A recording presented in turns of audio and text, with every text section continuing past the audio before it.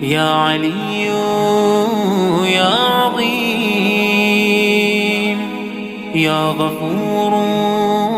یا رحیم۔ اعوذ باللہ من الشیطان الرجیم، بسم اللہ الرحمن الرحیم، وبہ نستعین۔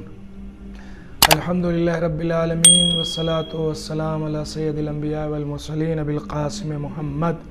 اللہم صلی علی محمد وآل محمد وآل بیتہ الطیبین الطاہرین، اما بعد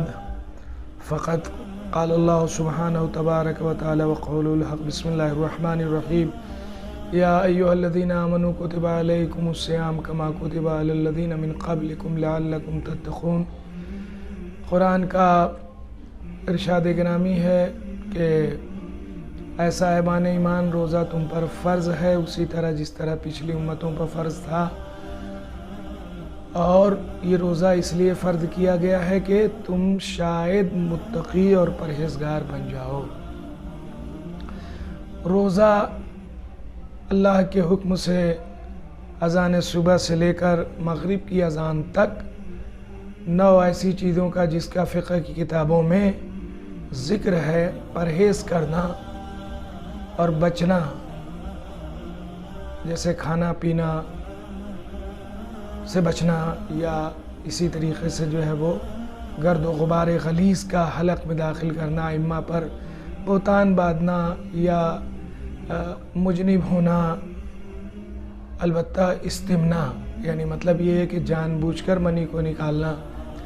یا یہ ہے کہ جمع کر کے جو ہے وہ نکالنا، یہ سب چیزیں جو ہے وہ روزے کو باطل کر دیتی ہیں، اور بسا اوقات صرف روزہ باطل ہی نہیں ہوتا بلکہ اس کی قضا اور کفارہ دونوں جو ہے وہ ادا کرنا پڑتا ہے۔ آج کا مسئلہ جو ہم لوگ جو ہے وہ ایک دوسرے سے شیئر کر رہے ہیں، وہ مسئلہ یہ ہے کہ معدے سے بسا اوقات منہ میں پانی آ جاتا ہے۔ مثلا سحری کیا ہے اور کوئی ایسی ہائی ڈوز یا ایسی ثقیل غذا لے لیا ہے کہ جس کی وجہ سے معدے کے اندر سے کچی پکی ڈکار آتی ہے، اور کبھی کبھار ایسا ہوتا ہے کہ ریٹن منہ کی طرف پانی آ جاتا ہے۔ تو ایسے میں جب منہ کی طرف پانی آ جائے تو کیا صرف پانی آ جانے سے اس صورت میں کہ آدمی تھوک دے اس پانی کو جو آ گیا روزہ باطل ہو جاتا ہے؟ اکثر دیہات میں یا کم پڑھے لکھے لوگ یہ سوچتے ہیں کہ نیچے سے منہ میں پانی آ گیا، معدے سے منہ میں پانی آ گیا، تھوک بھی دیا، اس کے باوجود بھی روزہ باطل ہو گیا، یہ سمجھتے ہیں۔ حالانکہ ایسا نہیں۔ آئیے آپ کے سامنے استفتاء کو پڑھتے ہیں۔ استفتاء یہ کیا گیا کہ کیا منہ سے جو پانی آ گیا معدے سے، بعض اوقات انسان ڈکار لیتا ہے تو معدے سے پانی یا کوئی چیز منہ میں آ جاتی ہے، یہ سوال ہے۔ تو اگر روزے دار اسے سہون یا عمدن نگل جائے تو اس کے روزے کا کیا حکم ہے؟ جواب: اگر منہ میں آنے کے بعد روزے دار جان بوجھ کر اس پانی کو نگل جائے تو اس کا روزہ باطل ہے، لیکن اگر سہون نگلے، اتفاقاً نیچے چلا جائے، وہ آیا ہوا پانی منہ کا نیچے چلا جائے تو روزہ باطل نہیں ہے۔ یہ چیز کنفرم ہو گئی کہ اگر عمدن پانی آنے کے بعد کوئی شخص نگلتا ہے، واپس پھر لے جاتا ہے منہ میں، تو روزہ اس کا باطل ہو جائے گا، اور اس کے اوپر قضا کے ساتھ ساتھ کفارہ، چونکہ جان بوجھ کر اس نے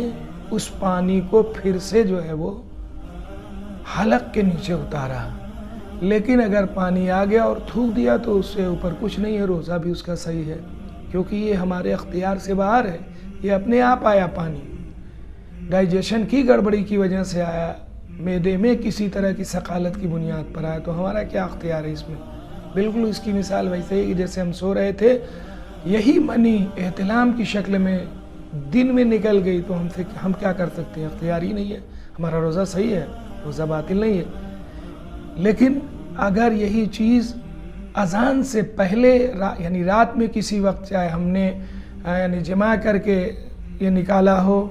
اور یا کسی بھی عنوان سے سونے میں نکل گئی ہو، تو اذان سے پہلے واجب ہے کہ انسان پاک رہے یعنی غسل کر لے، کیونکہ روزہ ایک ایسی عبادت ہے جو پاکیزہ لوگوں سے مانگی گئی ہے،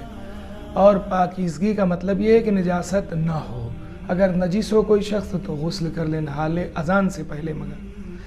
اگر غسل نہیں کر سکتا ہے، طبیعت خراب ہے یا کوئی ضرر ہے، نقصان ہے